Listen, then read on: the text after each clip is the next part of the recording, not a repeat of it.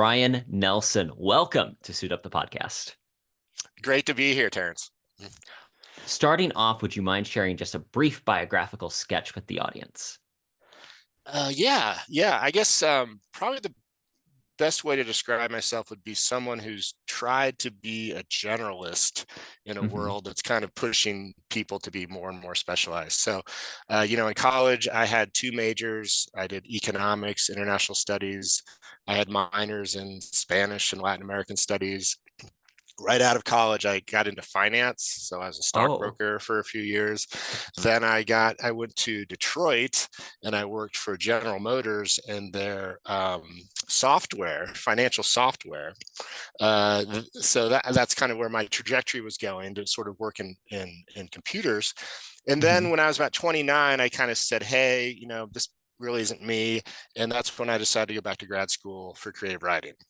And I'll say that I'm not sure this has worked out or not, but my original idea was that books would give me the opportunity to move from one interesting idea to the next, so Mm-hmm. they wouldn't be sort of bogged down doing the same thing year after year, which I saw, some of my peers doing in their jobs and not being very happy with it.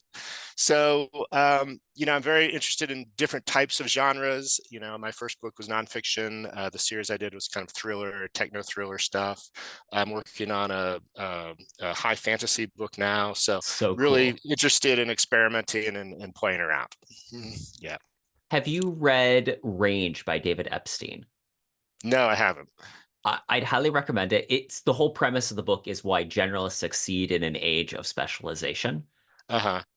It was a fascinating book. I think it was on we do a best books podcast at the end of the year, Yeah, and yeah. it was on one of Scott's list, I think. But Okay. anyway, fantastic read, especially if you have a bias towards that. I think you'd enjoy that. Right. Yeah. There's a famous Robert Heinlein quote. I don't know if you know it, but he says similar things. A person should be able to con a ship, change a diaper, set a wound, comfort the ill, et cetera, et cetera. And at the end, he writes, specialization is for insects. Well, Yeah. I think that that's so true, though, and especially in the sense of pursuing a career in writing, is really being a generalist is to your advantage because you have to cover so much different kinds of ground, especially if with what you're doing, you're crossing genres at various points. Uh, there's a book by John Truby called The Anatomy of Genre. And the concept was that genre, today's day and age especially, genre isn't wholly one thing anymore. The best books are the ones that mix different genre elements. And Yeah, I that's absolutely where agree. Yeah. I think okay, so The Great Unmaking has a lot of different yes, broadly it's a techno thriller, but it does have other elements in there that actually reminded me of Michael Crichton when I was reading Okay. it. Uh-huh. Well, thank you. That's a nice compliment. Yeah, and that was definitely an early influence in my life. Michael Crichton. Love those books. Love the pacing. Love the sort of integration of science and technology. So Mhm. yeah, absolutely. That was definitely what I was going for. Well, you Yeah. succeeded because I think the thing that, and so just we're going to try to avoid spoilers if we can, because I want people to Hmm. go out and read the book. And this is the third book in what I'm always hesitant to call a trilogy on the chance that there's another book that will come out in the series. But the, it really is this culmination of what you've done with the other two books, which, if I remember correctly, the titles are behind me, is The Last Sword Maker and The Five Tribes. That's right. Yes. Awesome. I always love when I actually get the book names right. And I know you've got to store a lot of data, right? Whenever you do an interview, you got to have a lot of things that you focus on, right? And try to keep in your head. I know. Which, Yeah. not to distract too much, but unless I ask this question now, I will get too distracted on it. You have a paperback behind you that's like turned so people can see it on Uh-huh. the Zoom. I'm just curious, like, what is that paperback? Because from this distance, it kind of looks Oh, this like one? a fantasy novel. Yeah. Yeah, so this is one of the old um, Conan books. So it has the Yes. Frank Frazetta art on it. Oh. Beautiful. Yeah, I love these books as a kid. You know, when you go to the old like it was what was it? Borders Books was what we had Hmm. in Ohio. And you know, you'd see a line of these and you know, the art was what pulled you in, of course. But great books, a lot of fun. Um, and I didn't know that almost all those Conan stories had been written and serialized Hmm. back in, I think, the 30s, right? The 20s or Yeah. 30s. And then it wasn't until the 50s when they kind of repackaged them and got Frank Frazetta to do the art that they launched as this huge phenomena, right? Hmm. Yeah. I just read, so I can't remember which publishing house did it, but they put together the raw in 3 volumes, all the Conan stories. In like Uh-huh. the original, they went to the original like Strange Tales or Weird Tales, whichever pulp was that published them, and put them Yeah. in these collections. And I nerded out so hard on them. In fact, I bought a couple of them. I can't wait to read over them again. Yeah. No, a lot of fun. And, you know, sort of from your childhood. So oh yeah, I'm a little kid again, you know, I'm 13 or 14 reading these again, right? Which I actually do need to ask that if you're a Conan fan, have you watched Conan the Destroyer? And if so, what did you think of it? I started to watch it, and this is going to sound funny if you've read my books, but as I get older, I have more and more trouble with violence on screen. Mm. Hmm. So you know, when I was a kid, you know, bring on, you know, Commando, Terminator, you know, bring on these, I was all in, right? And then something happened. And I think it was quite literally, it was when I had children. Mm. Hmm. And so what happened was um, you know, every time, right after I had kids, like anytime I saw violence, it connected in my mind to like someone hurting, like Mm. violence against a child. And so like I can't do the stuff I used to do anymore as far as like watching cinema. Now my books are pretty violent, right? There, but there's Yes. something about written Hmm. violence that I can handle better than than when it's on a screen and I'm literally watching it. And I don't know how you feel about that, but it's definitely violence is also amped up in a certain way Hmm. too. You know, series like Westworld, Hmm. even like I don't know if you've watched the Dune series, but Hmm. that too that's a very intense story, right? When you Hmm. think about it, and in a book form, it's a little bit easier to digest. Hmm. You know, the level of violence, having his father killed, and you know everybody kind of wiped out, and later his son is murdered. Right, that's pretty intense stuff. That is probably tough to do. I haven't seen the second Dune, Hmm. but I've got tickets for Friday. do you? Okay. So I'm interested to know how they handle the infanticide, right? Because that's a Hmm. pretty tough thing to do on screen. So yeah, I haven't gotten into Conan the Destroyer, but I have recently gone back and read all my old comics, the Conan comic books Ooh. from the mostly late 80s, early 80s to 90s. Hmm. And those are excellent, actually. The narrative, the Okay. storytelling in those is very good. The old Marvel Conans, yeah. Mhm. I'll have to check them out because And I've he never was read the huge for a while. comics. I mean, there was Conan the King, there was Conan the Barbarian, King Conan. They had like 3 series going in the 80s for Conan. It was a big deal. Mhm. I Yeah, mean, you get a movie with Schwarzenegger in it, and yeah. it becomes this big franchise. Yeah. I do think that that's interesting comment about literary versus seeing the violence because there was and it's funny you mentioned Dune. Just watched a video recently by I think it was Nerd Writer or something like that, where it was just a video essay where he's talking about how unadaptable Dune kind of is. It's not as a hmm book. hmm You can't really they've tried a couple of different times to make like a full film, but because the book is so cerebral in how it's in the heads of the characters, it's hard to transpose that on screen.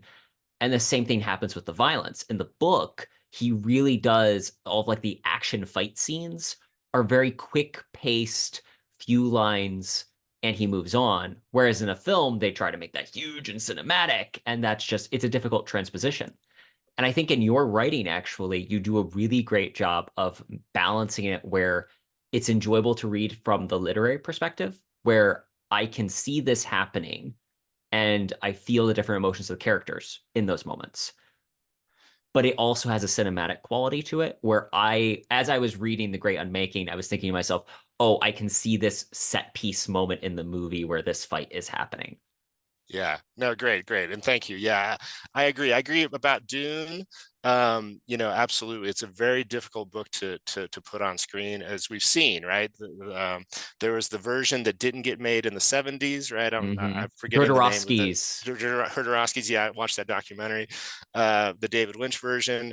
There was a miniseries of it, Hmm. which was quite good. Yeah, Okay. and I think that was like on the Sci-Fi Channel. Hmm. William Hurt, I think, was in it, and it was quite Oh. good because it was long, right? It was Hmm. whatever, 6 hours or 7 hours, so that worked quite well. The special effects aren't great because it's Sci-Fi Channel, but yes, with my own work, definitely trying to balance, the idea. It is very much a pacing thing, right? You want to have the action scenes. Okay, there's Navy SEALs, there's combat, but you also have that feel for, the character development and also the balance of making the science entertaining and interesting. And also, I feel to educate a little bit too, that Hmm. the book the reader should come away understanding AI a little bit better, understanding nanotechnology, understanding, the set places like Five Tribes takes place in Africa. Hmm. There's a lot of scenes in China for the Last Sword Maker, understanding the way China's military works. I definitely try to balance those things as I go through the story to sort of keep at least one part of your brain sort of engaged in it in some way, right? Well, and I think that you really do a great job at that because exposition, I mean, as a writer, exposition's always like, okay, how do I do this? Because you Yeah. need to convey the information to the audience without making it like, we're stopping everything to give you this lesson about these things. Here's the title card that reads this. Right. You do a good job of balancing out where it is well paced, where we have action moments, the denouement of the action, and then Hmm. the when you need to convey information to the audience, doing it in a way that doesn't feel either it doesn't detract from the story. It feels a part of the narrative itself. I mean, there's even a couple of moments where there's just a little brief chapter explaining like what visually and kind of internally is happening to the swarms of the nanobots or nanites. And Hmm. I thought, honestly, that was some of my favorite in the book, just Oh, because great. I think you did a great job of making it feel like this part of nature, which is not the way we tend to intuitively think of technology. But you do a great job Right. of using nature as an illustration for how the technology works. Yes. Yeah, that ended up being kind of a great metaphor that worked throughout the series and the books. But yeah, and that's when, when you hear nanobots or nanosites, you're usually like, oh no, not again. Because it's usually just the Deus Ex Machina Yeah. gimmick, right? Oh, how did things get resolved? Oh, well, these nanobots came in and they fixed everything. So in the first, book, I was like, okay, when I started to do the research, I'm like, this stuff is actually really cool. Hmm. But you have to know more about it than less, right? To make it kind of have that impact. And that was one of the coolest things about it, is how it's basically modeled off of nature, that a lot of people think, oh, that could never happen, nanosites, that's way in the future. And the Hmm. reality is it's actually what's making us run right now. Hmm. So we just don't think of our proteins and our RNA and our DNA as machines. But as soon as you kind of make that jump, you're like, okay, well, what machine is making my ATP turn to ADP? What machine Hmm. is taking the nutrients across the cell wall, and helping my body run? And that's all just nanotechnology. So, and the other thing about that was interesting is the idea of evolution, Hmm. and how this stuff can be sort of trained to evolve super fast, Hmm. which we're seeing right now with AI, right? We don't Yeah. really know how AI got to this point. It just does it on its own, but we know it did what we wanted because we're letting it evolve on its own. So that's a super interesting idea, because of course our technology is evolving super fast and we're not. Like humans, if you were to, graph it, human evolution is flat. Our evolution of machines is going up like a J curve. And obviously what's interesting to me is that gap. Like the bigger that gap between the evolution of our machines and our evolution, is that why people are so miserable? Is that why, there's such a rise of psychological problems? Is that why people are addicted to social media, right? So Mm-hmm. these aren't sort of explicitly done in my series, but I am very interested in this idea of, what happens when the things we create begin to evolve out of control. Mm-hmm. And not, Yeah. again, avoiding spoilers for the book, but I think Yeah. that that's something you do a great job in The Great Unmaking, is this is technology isn't the enemy in the story. It's that it becomes more a matter of we have these great powers within our grasp. What Mm-hmm. happens when it starts to exceed what we can hold and handle? Like this is a Promethean fire that ends up burning us. Right. Yeah. And yeah, that was yeah, just to give kind of listeners a background. So in the first book, this new technology is sort of created. It's Mm-hmm. sort of very versatile. It can be used in medicine, it can be used in warfare, it can be used in espionage.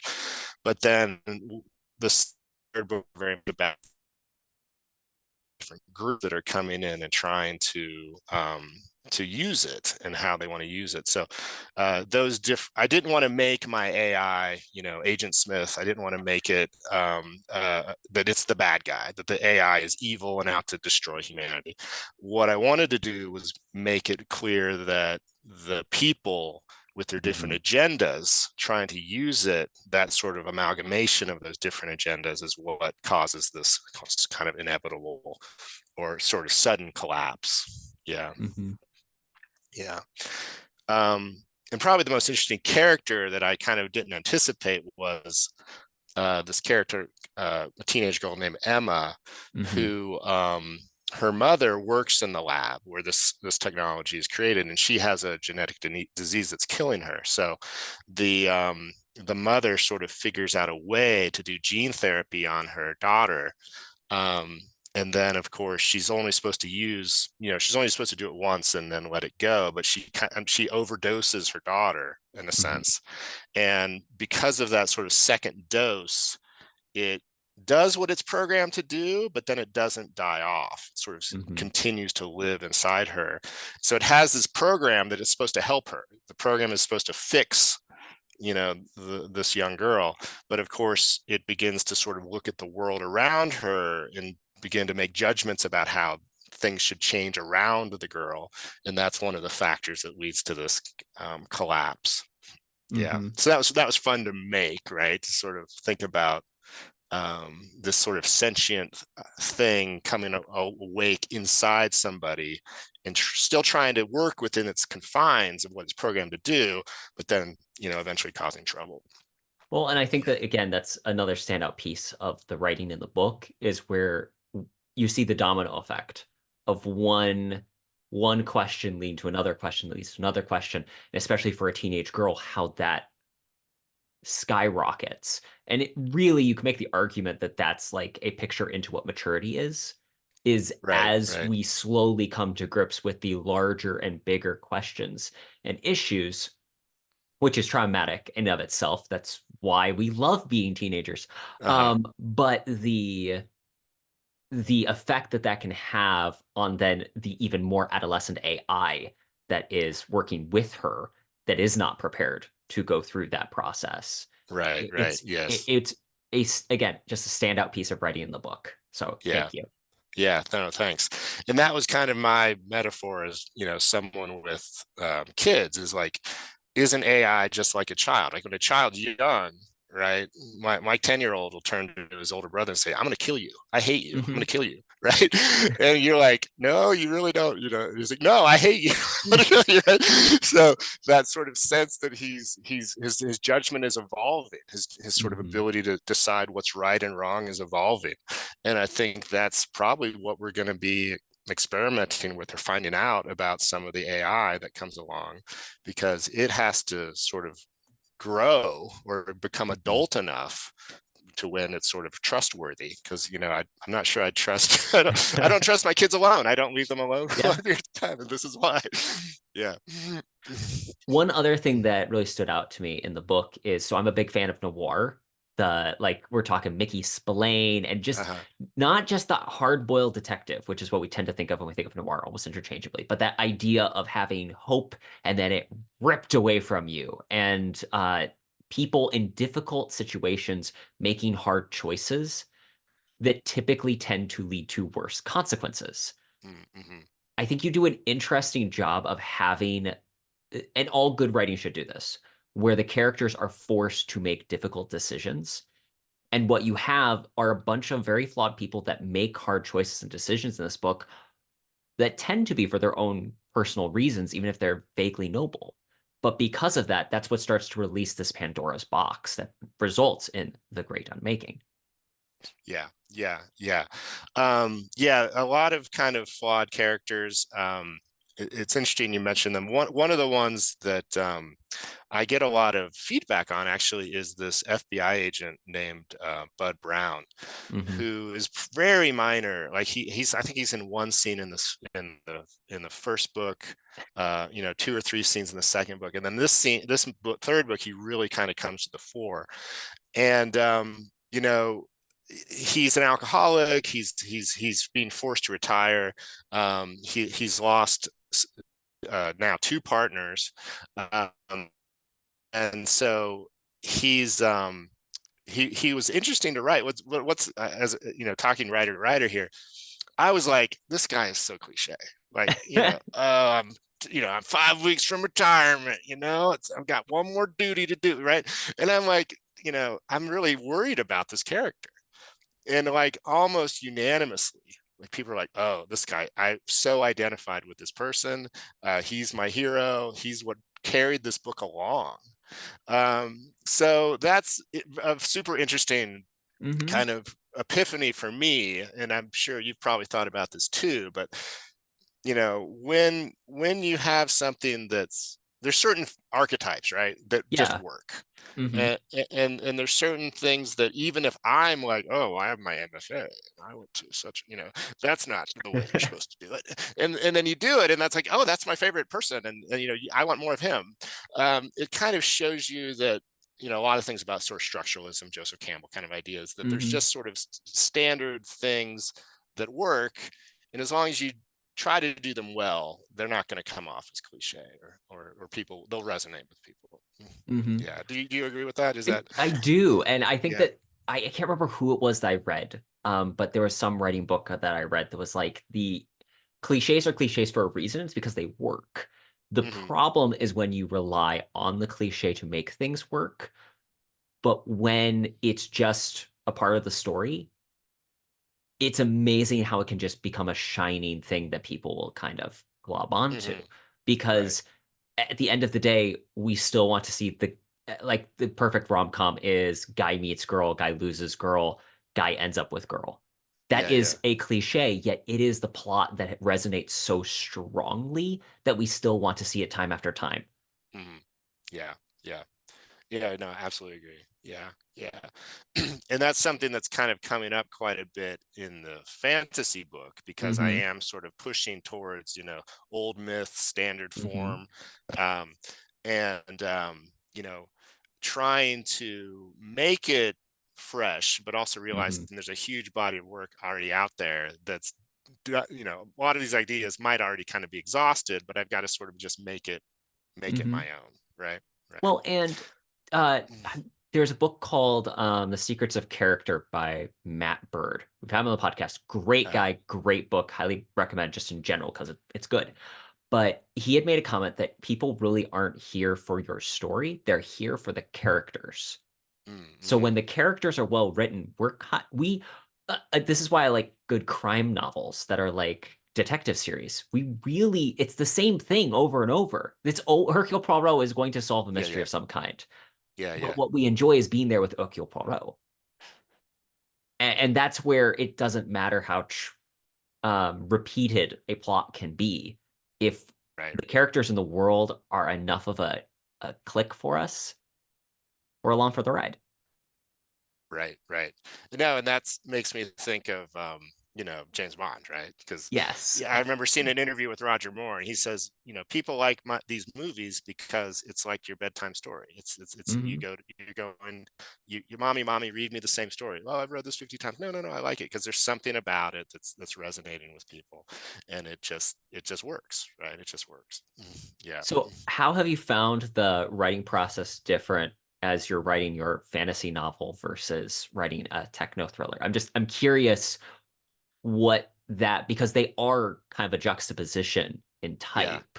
Although I would make an argument you do a great job of having mythic elements in your in the Course of Empire series. Yeah, Like yeah. how much of that has felt different in like the actual process? Yeah, definitely the research feels different in the Hmm. sense that, I'm not looking at current events anymore. I'm not, sort of try to track what's going on with technology. Um, Point of view is actually a little trickier when you're trying to do full omniscient Hmm. versus limited third person. So that's Hmm. been kind of a challenge for me, but definitely a little bit more. I'm not quite there yet. I'm not like fully like I'm almost comfortable with it. I'm sort of like jumping in, just like you're saying, just sort of, oh, I can do this now, right? I can just kind of stop and explain what's going on. So I feel I've sort of been programmed not to do that, but I'm like, oh, like, you know, so Hmm. that's kind of one structure or one thing that's different about it. And I think because it is myth and it is, trying to deal with these sort of Joseph Campbell structuralism kind of ideas, it's a lot more kind of dreamlike or Hmm. psychological in the sense that I can be pulling inspiration from a lot of different um, ideas, or different I don't know, like it feels like the sandbox is huge. Like I can just Hmm. pull from any kind of thing and bring it in. And that's been really fun. I mean, I can pull from playing Dungeons and Dragons, when I was a kid. And the other thing that's interesting about the genre is, again, there's a it's kind of two-edged sword. I don't want to be Hmm. repeating what other Yep. people have done, but at the same time, if I just say orc, Hmm. they were attacked by orcs. Like everyone can immediately visualize what that means, Hmm. even though, as orc, I think is devil and you know Hmm. Anglo-Saxon or Finnish or something like that, Yeah. right? And so, Thank you, Tolkien. yeah, thank you, Tolkien. But that means that I can also rely on the reader Hmm. having a foundation in their head already, so that I Hmm. don't have to explain, what an orc looks like, or how some of these things, what the swords or the weapons and things, because people already have that. So part of it is sort of just making sure that I pull out what I know my reader already knows Hmm. from the genre. Yeah, yeah. um, Another interesting thing, when we're talking about creating something new, right? And this comes Hmm. back, I'm sure you probably talked about this in your podcast before, but the idea that you want to do something that's already been done. Like, so for example, I want Hmm. to write something on the level of Tolkien, right? Yeah. That's already been done. So I should be, I can't really do it the same way. But Hmm. if I just try to do it, then I'll create something original. Correct. And so the idea of like George Lucas, when he wanted to do Star Wars, wanted to Hmm. do Flash Gordon. I want to Yeah. make a Flash Gordon movie. And they're like, no, you can't have the rights to Flash Gordon. He's like, crap, now I got to make my own Flash Gordon. And isn't that the same with Indiana Jones? Wasn't Yeah. Indiana Jones supposed to be? I don't think it was supposed to be someone, but basically they took like the giant mixer of all these cereals and Okay, just hit the blender button and okay. created the archetype. I had heard, I don't know if this is true, but I had heard that they tried to get the rights. Spielberg and Lucas tried to get the rights to do a Bond film, and they So, were told that they hmm. couldn't. And then they're like, well, we're going to make our own. They got the idea of the arc and stuff. They're going to make our James Bond in this guy, Hmm. which is what isn't that why Sean Connery was cast Yes. in the third one in Last Crusade, because he's the father of Indiana Jones. There's a great like meta idea, which is that Alan Quatermain, who's the hunter in King Solomon's Mines, Okay, right, who's played by Sean Connery in League of Extraordinary Gentlemen, but right. like Okay. his grandson was like the father of James Bond and Sean Connery's character from like that somehow Okay. James Bond, Indiana Jones, and There's a Alan family Quatermain, tree here. there's a Okay, family gotcha. tree, which works because Sean Connery, he is the Venn diagram of all these things. Uh-huh, uh-huh. Oh, that's cool. That's great. That's great. Yeah, but again, I guess that's in a way that's kind of liberating. You're like, Hmm. okay, I'm sort of setting out to copy something, Hmm. but as long as I just do my best and, I'm conscious that I'm not stealing, right? That I will Hmm. create something kind of new and original, which is obviously these really cool franchises that have been made, right? Well, it's if you copy one person, it's plagiarism. If you copy Yeah, multiple people, it's originality. yeah, that's right. Yeah, yeah. And then yeah, also the idea of like rolling the dice, like what Hmm. combinations can I, at this moment, this is what structuralism says I should do at this moment, right? Hmm. The initiation, call to adventure, initiation, return. So okay, at this moment is when the character enters the dark time, and now they're going to have the rebirth. This is how it would happen or should Hmm. happen following the structure. And I can say, okay, well, here's where I want to change it and make it Yeah. different. Yeah. It's adding those little tweaks that keep genre fresh and interesting. It's Hmm. what makes sometimes defines even a character is because if the character, everyone knows this is kind of how most people react, it's Hmm. those little moments of where the character decides to do something different than the normative that makes them unique. Yeah. Which arguably, like, I enjoy a lot of Marvel movies, at least the ones in phase one, two, and really anything up until the last ones. Uh-huh. They arguably what they did originally really well is having characters that defied convention. But then the issue became they copied Tony Stark, like the Agent Smiths in Matrix, Yeah. Yeah. Uh-huh. that personality type into other characters. And it Mm-hmm. kind of just started feeling like a copy of a copy of a copy Right. Right. Right. instead of, oh, this is how this one person reacts in this one type of situation. Right. Right. Yeah. Yeah. No, I agree. Absolutely. Um, the other kind of interesting about those series is that they're kind of sort of focused on, do we deserve to survive? Hmm. Right, if you kind of look at the overarching Yeah. message, like is humanity worthy enough to survive? There's kind of moments when the answer is no.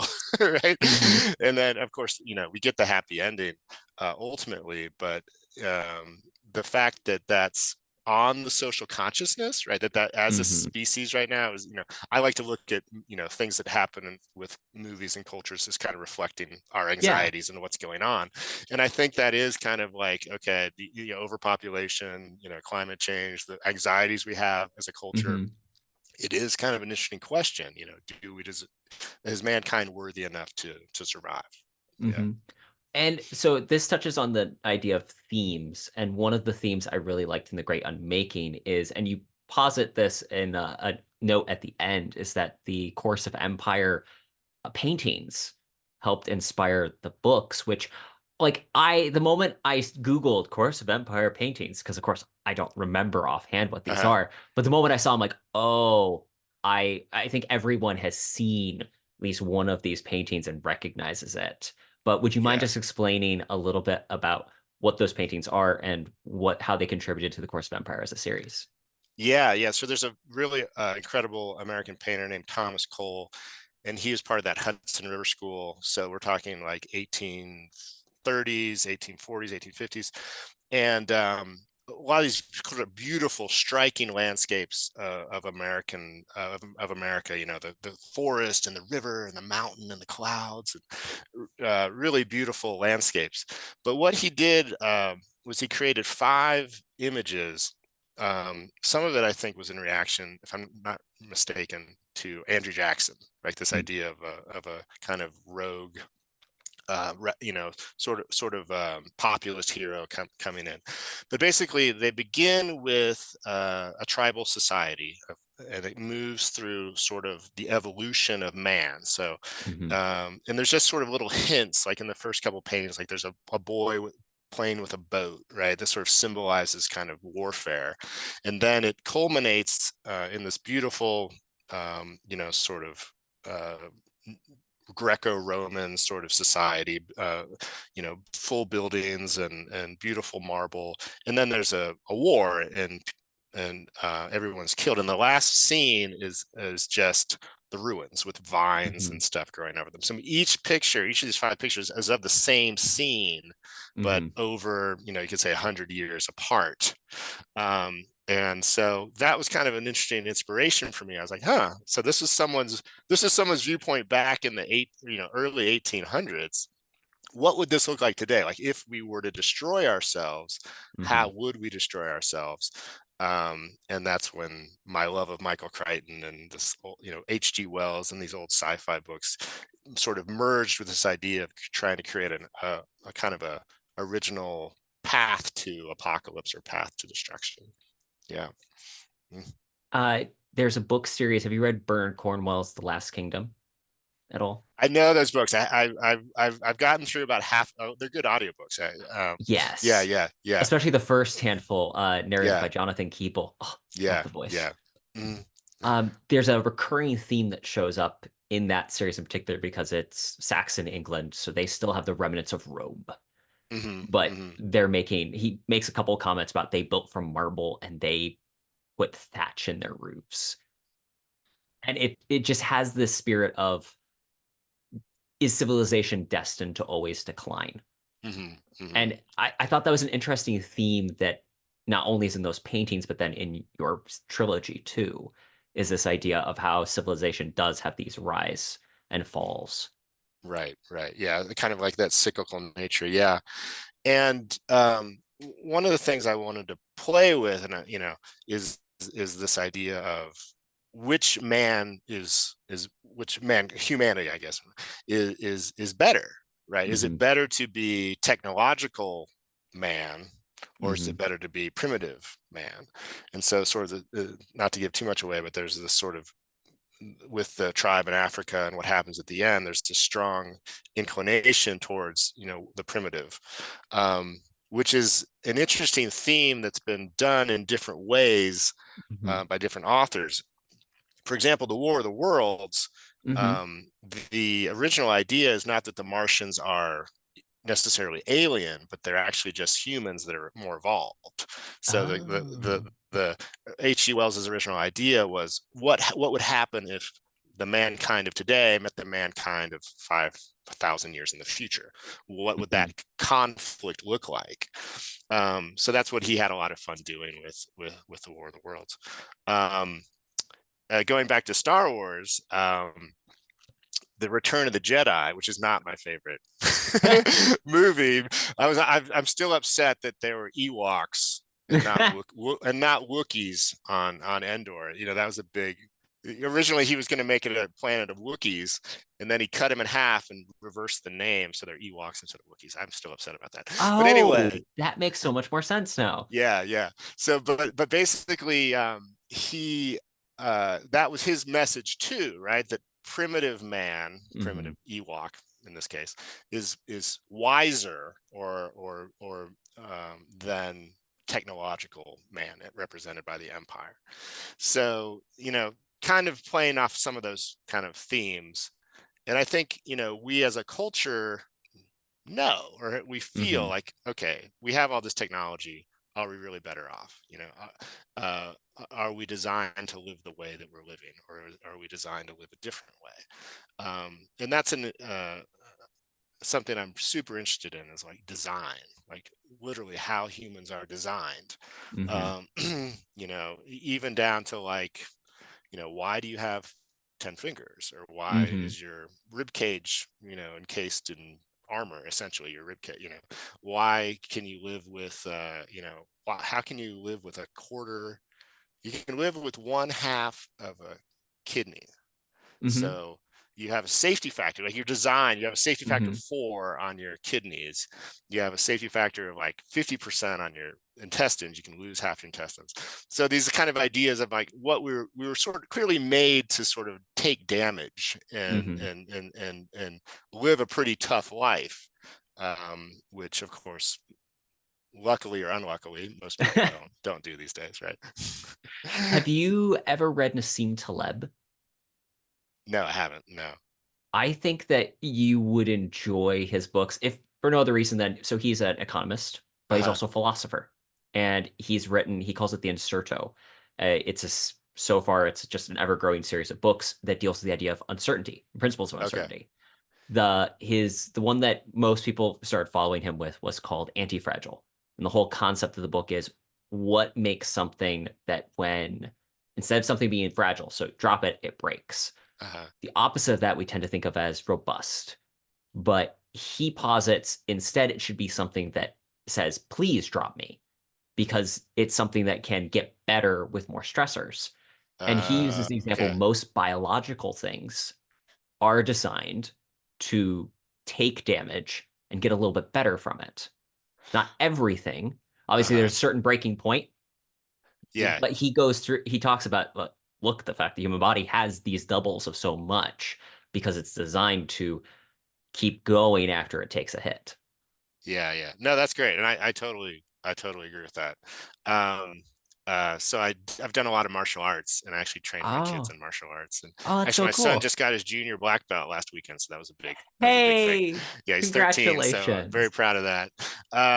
But yes, definitely when you think about, martial arts training, that sort of thing, like knuckle push-ups, right? If you Hmm. do knuckle push-ups, it recalcifies over you basically build more layers of calcium over Hmm. the fronts of your knuckles. And that's, the people who do those sort of, break 10 concrete slabs or whatever, you look at them, they're usually like fat, right? They don't look like they're in great shape, but they've worked these certain parts of their Hmm. body, their elbows, their knuckles, so that they can hit these things and break them. And it's just like you're saying, it's because their body has adapted to the stress. Yeah. So another thing I just want to call out before I forget to mention it, I love Uh-huh. the cover for The Great Unmaking because it reminds me of, do you remember those the original Star Wars posters and the Indiana Jones posters? Oh yeah, yeah, I yeah. think it was Drew Struzman. I might be pronouncing Uh-huh. his last name incorrectly, that did those posters. And this cover reminds me a lot of that style. Did you get Yeah. any input on this, or was it just the publisher being like, we have a great designer who can do this for you? No, actually, I contracted that cover. Oh, awesome. So I met when I first did when I did the first book. This is actually a martial arts connection. A woman that I had, a wonderful woman that I had known through martial arts at Miami University back in Ohio. She had gone off and was doing some work down in Orlando for Disney, Hmm. and she put me in touch with the artist. His name's Josh Newton, and he used to work for Disney and doing design Oh, and cool. doing some concept stuff. And he and I hit it off because we were just totally on the same page. And I don't know if you can kind of see here, but this is the old Ralph Oh, McQuarrie concept art from Star Wars. Do you yes. remember that stuff? Um, Yes. so he and I hit it off. We were, yeah, really on the same page about what we wanted to do. It was a little bit of a risk, as you probably know. Publishers don't want you to put images of people's faces on books Hmm. because they say you need to create sort of an avatar. Like you show the back of the person running down the street, or you show a silhouette or whatever. But because the book was so kind of, it was, as the third book, it was complicated, right? Bringing Hmm. all these ideas from all three books together, we thought that we just decided to just go ahead and do like a kind of a movie poster type book cover. And so, yeah, Josh did a fantastic job. I think Josh actually didn't realize how much work he was giving himself, but he was really excited about it. So there are 1,000 Photoshop layers on that cover. 1,000. There, Wow. it took him, I mean, solid 6 weeks of work to do that.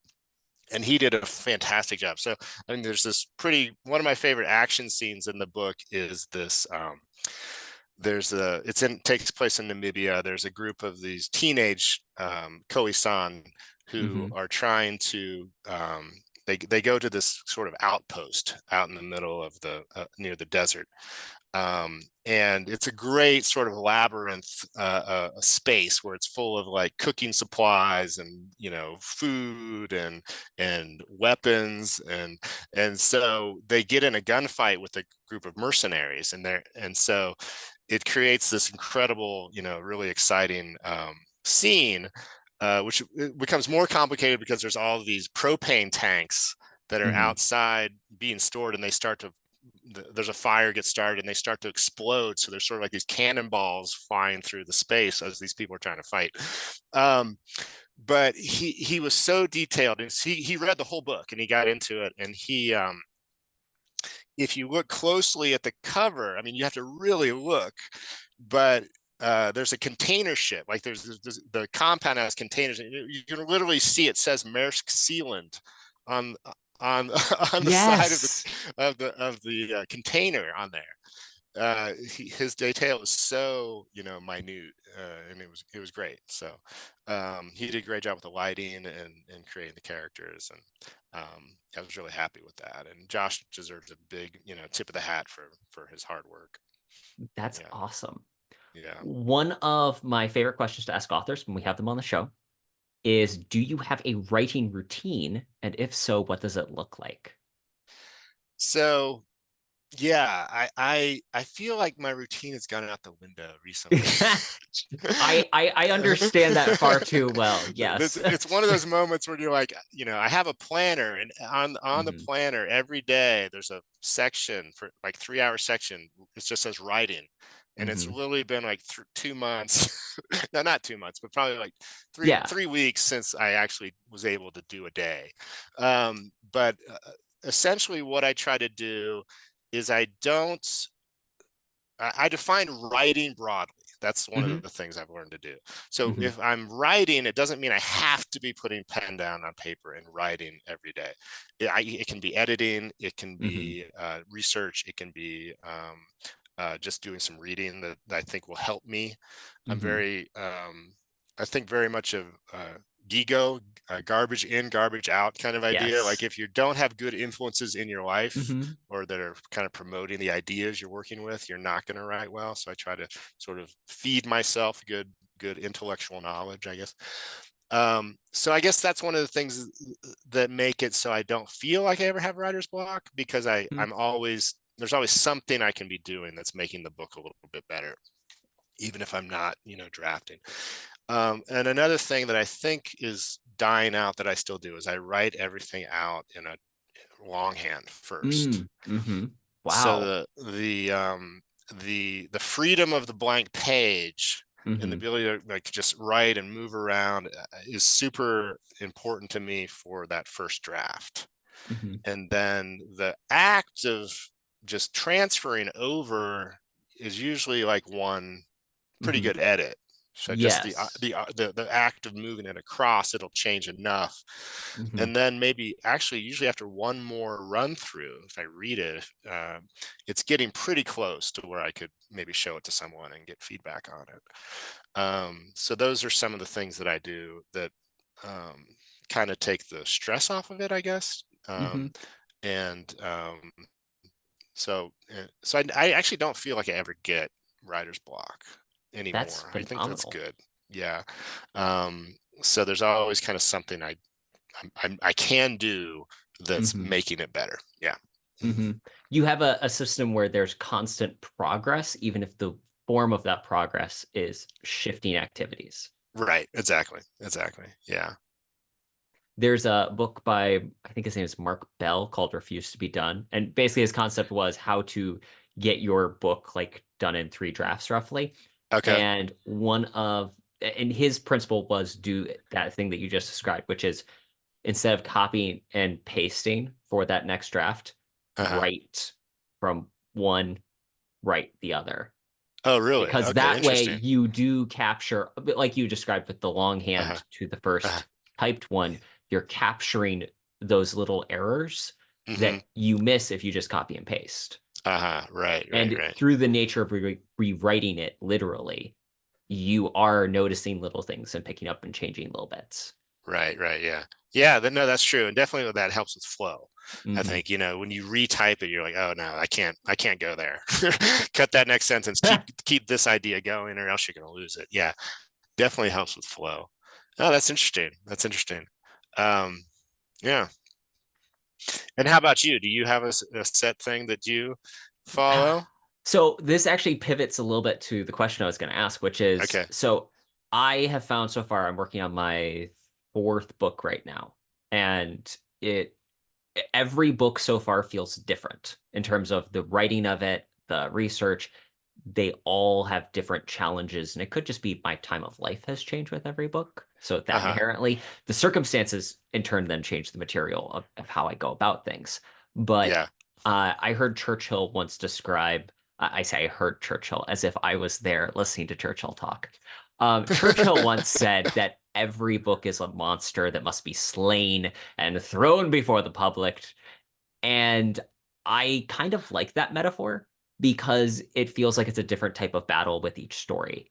I'm curious for Uh-huh. because you've written multiple different books at this point, four, and you're working on your Yeah. fifth one, Yeah. and uh, especially since three of them were a trilogy, it felt like it's a different process each time, or has it been fairly consistent from beginning to end?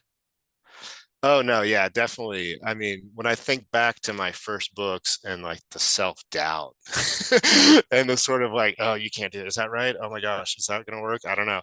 Uh, yeah, it was really tough, and that's why those first books just take forever. I mean, I'm gonna embarrass myself here a little bit. So the concept for I started writing The Last Swordmaker. I got the idea on my way to Tucson for graduate school Oh, to wow. University of Arizona in the year 2000. So You were that really book, forward thinking at that time. yeah, that's right. So that was how long that. So I wrote a version of that for my master's thesis. Hmm. Maybe 200 pages, a double space, not that long, and that was my thesis for graduating. I then went to Venezuela, did the book on Venezuela, came back, got that published, and then it was now 2010. I hadn't done much on it for like 6 years. My child was born, my first son was born, and I'm like, okay, now I'm stuck at home. So that I'm going to dust off this old book and see if I can make it into something. So that was another kind of 6 years of working on it. So, but yeah, no, I'm just chill. I'm just much more relaxed now, and that's Hmm. probably the nicest thing is that I'm just like I'm confident I can do it. Which Hmm. before I was just like, I don't know, is this me? Is this the right job for me? I don't think I can do this. I mean, so that's probably the biggest thing that makes it both a relief and like more enjoyable, right? You're just like, Hmm. oh my gosh, am I doing this right? Oh my gosh, to be free of that is really nice. Hmm. And I maybe that's a 10,000 hour thing. I don't know, but I just don't have the anxiety over it that I did before.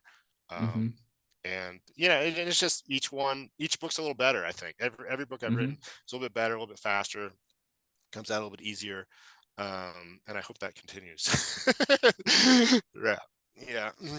Well, I am certainly looking forward to reading your fantasy novel and reading the rest of the books in the trilogy. Great. Brian, this has been a pleasure. Where can people go to learn more about you and your work? So probably my website, which is Hmm. briannelsonbooks.com. So that's got some excerpts. It's got kind of news. You can learn more about each book. So some of the like other stuff I've done, nonfiction, short stories and stuff is all there. So, Awesome. And we'll link to that and your socials in the show notes. okay. Brian, thank you for joining us on the show. Hey, Terrence, it's been a blast. I really like your show. It's a great mix of books, movies, and pop culture. So great stuff. Thank you.